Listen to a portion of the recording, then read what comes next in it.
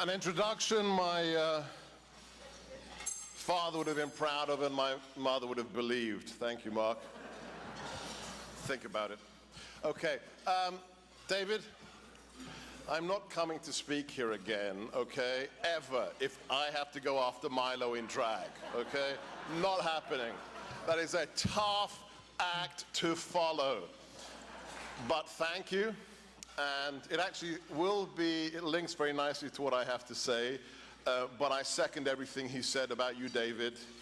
What you have done for the cause of liberty is not calculable by human mind. So, David, thank you for everything you've done.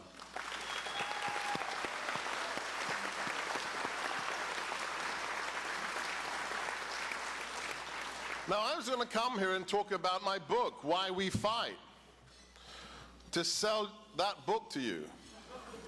But then some guy called Michael Finch said you're all going to get free copies, so I don't know what to talk about.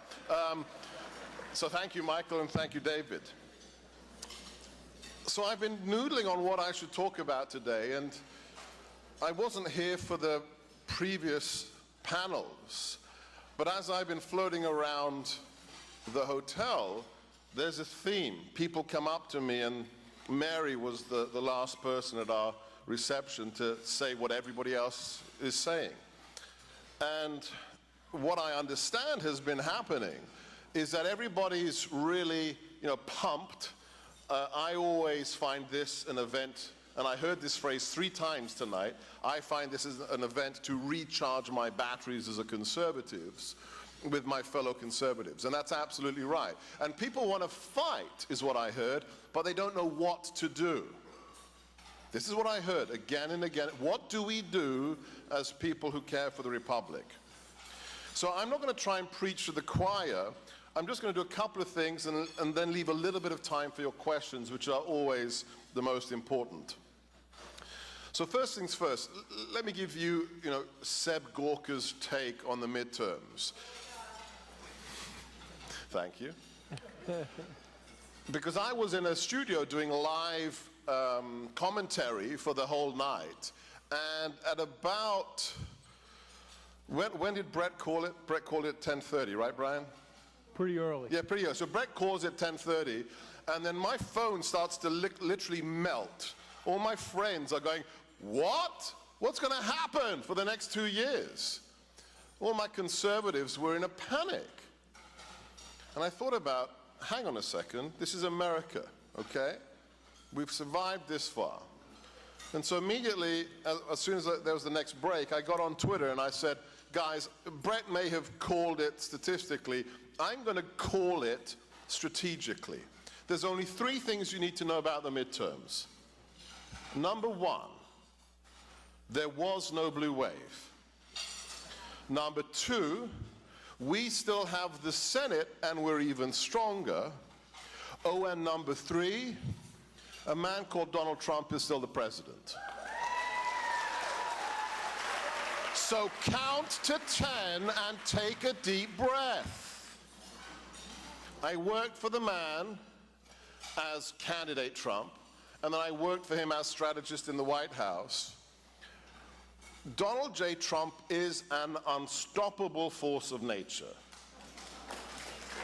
He has already, in less than 24 months, achieved more than most presidents achieve in 8 years.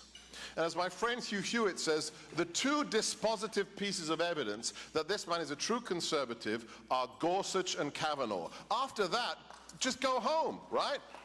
He saved the Republic for at least 30 years with those 2 decisions.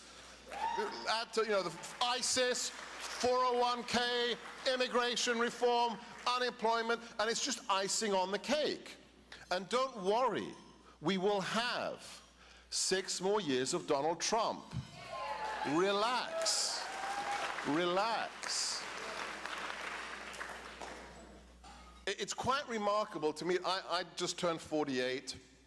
If I had a quarter of that 72-year-old man's energy, I would be a happy man. I've never seen him yawn in the afternoon, say, guys, I'm going to take a nap now. It's quite remarkable, quite remarkable. And as long as he's there, we have to help him. But here's just how deep his commitment is.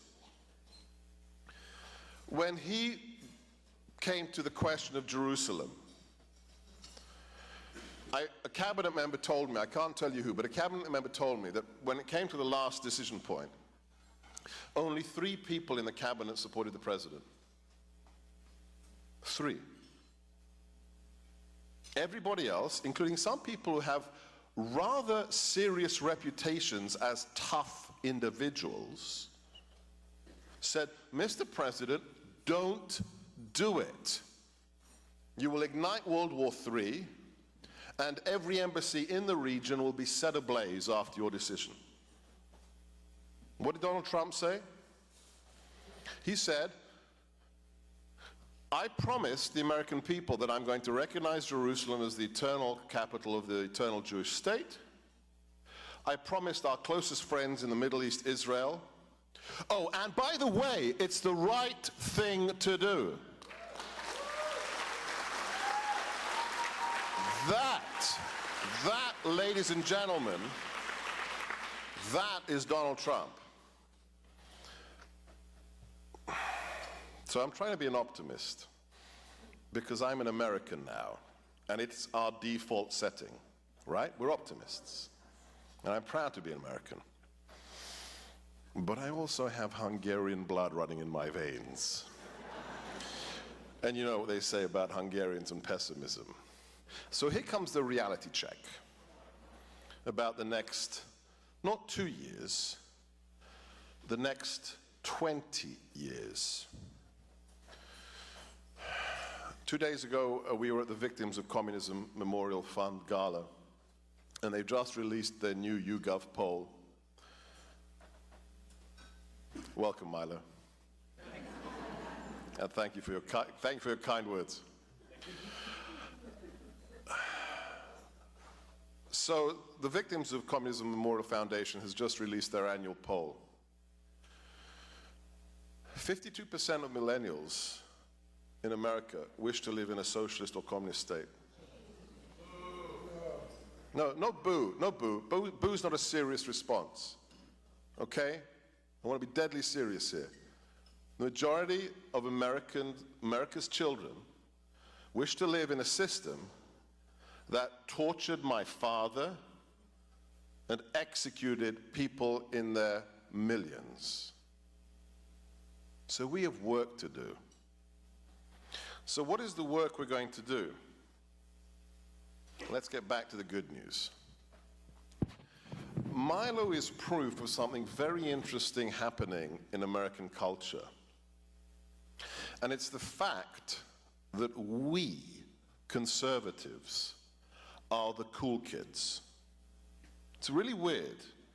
American counterculture is now conservative. Think about that sentence.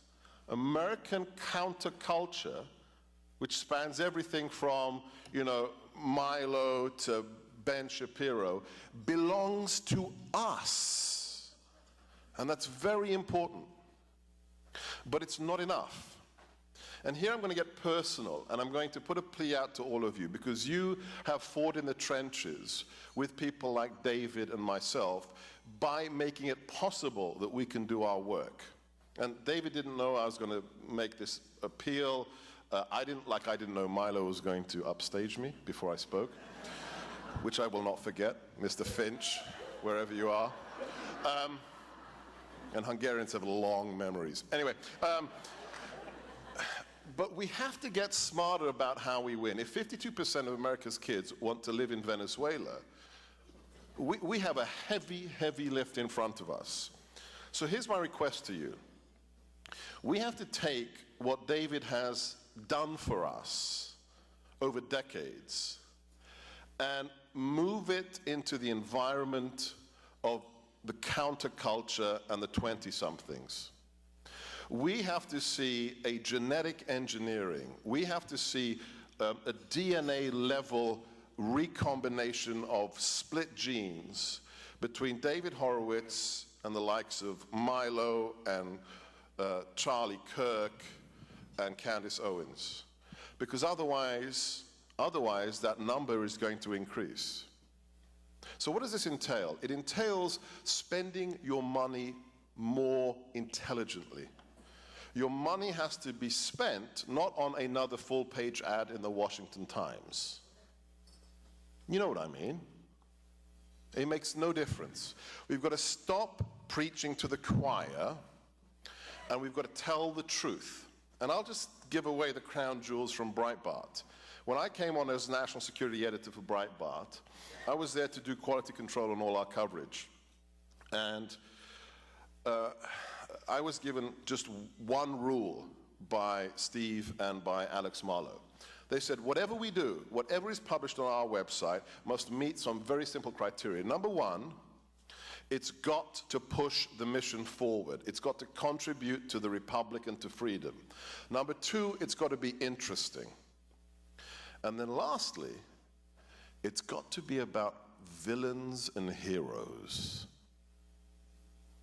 My last book, which became a New York Times bestseller, was about defeating jihadis. And I sat down to write it as an absolute wonk. I was going to write a book on counterterrorism for counterterrorism wonks. And then my wife looks at me and says, do you want people to buy your book?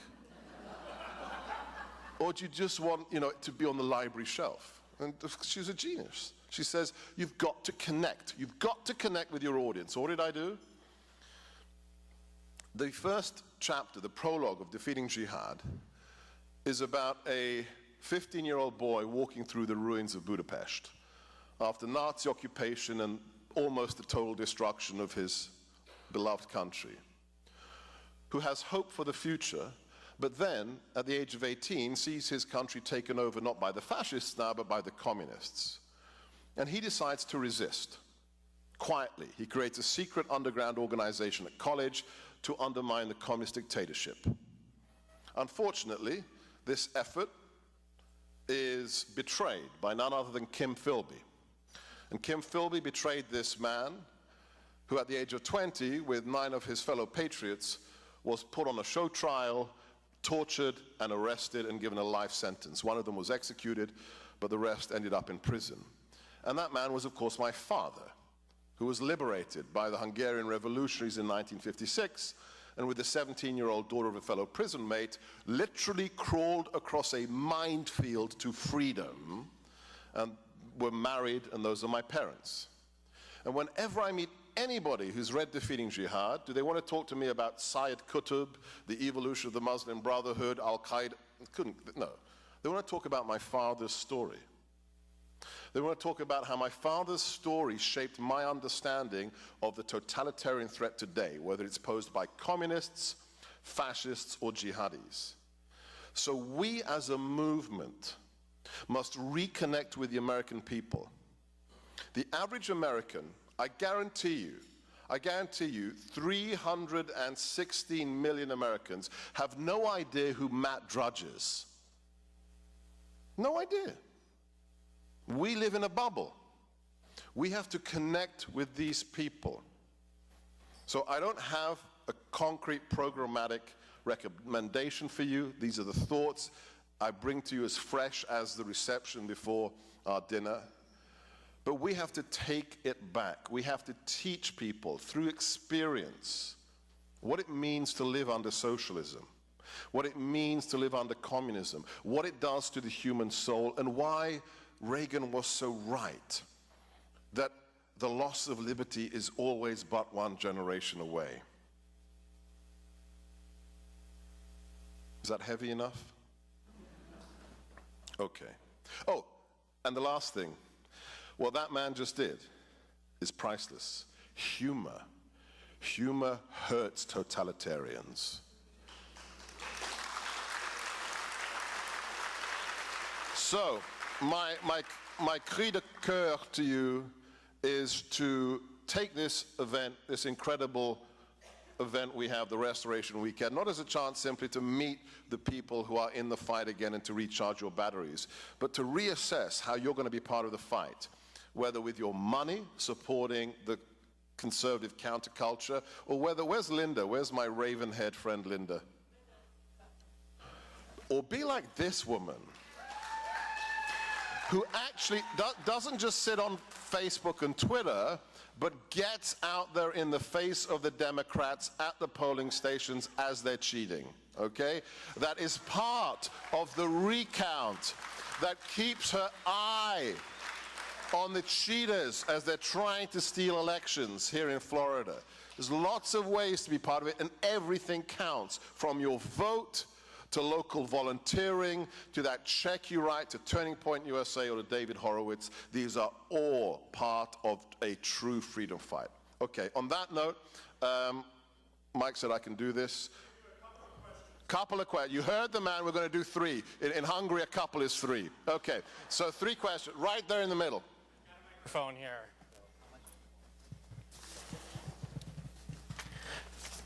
Yeah, there are 3 comments. No, the lady right there, please.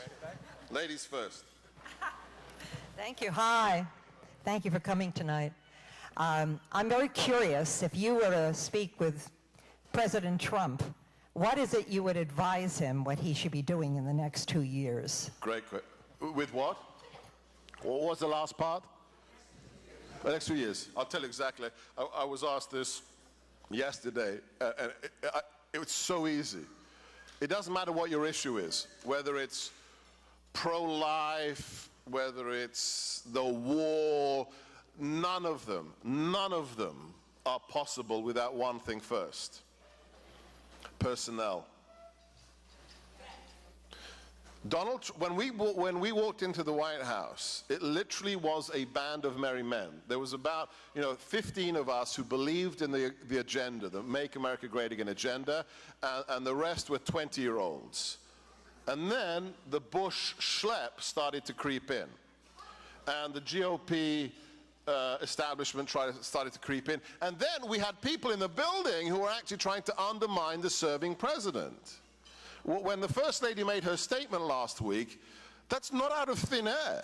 And for a First Lady to go on record and say there are people working for my husband that we can't trust, that's a true statement. So the President, I know he's got bigger things to do, but he needs to have somebody who really understands that personnel is policy, and we have to get the personnel piece right, all the way down to directors in administrations. Because if you get that right, everything else follows. Great question.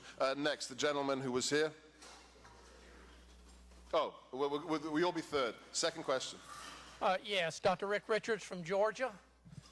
This morning, Mr. Caudell mentioned lies. You've mentioned truth. You've mentioned money. Yeah. Several years ago, I wrote my last $50,000 check to the Republican Party. It was pissed away. Right. I wrote my next $50,000 check to the one institution, one entity that's been going around the country uncovering the truth. Yep. I would suggest the rest of y'all write a check to support people who are actually getting out off their butts and doing something. Project Veritas.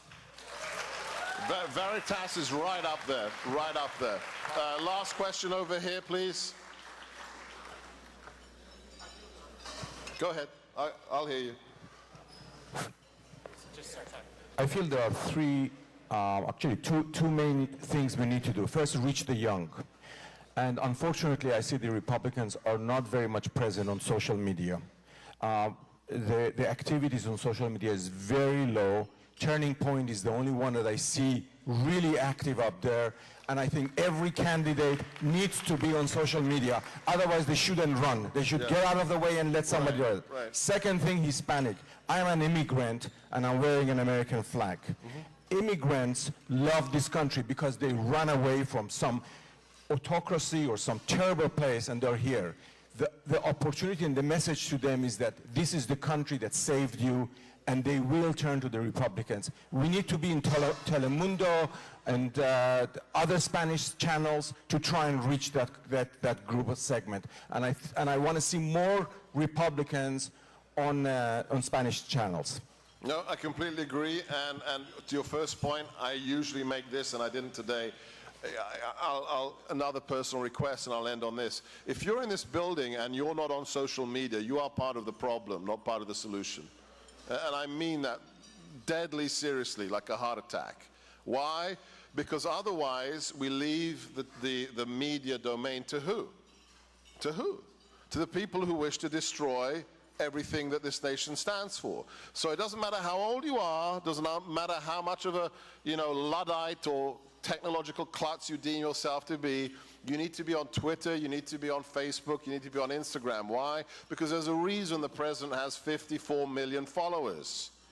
And you need to reinforce him. You need to retweet him. You need to do your own. This is what I saw at the polling station yesterday, Facebook posts. It makes, even when they're trying to censor us, it truly makes a difference. If you haven't seen it, I closed Stephen Bannon's new film, Trump at War. And the analogy I use is a very simple one, and I'll close on this. For 30 years, this nation was increasingly laid in a blanket of ice. That ice was political correctness, which got to such an extent that under the last administration, let's remind ourselves, federal government was telling us that boys could go into the girls' locker room if they thought that today they were Julia, not Johnny. I mean, that is the insanity of how far it got. What happened with that ice?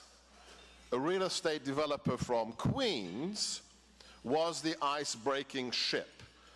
Like a real ice-breaking ship, he rode up on that ice with his tungsten hull, smashed down on the ice, and broke a passageway to freedom on that sea lane.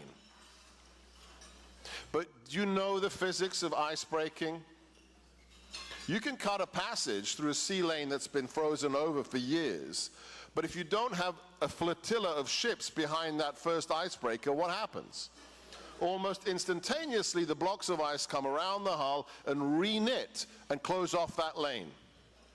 We must all be part of the president's armada.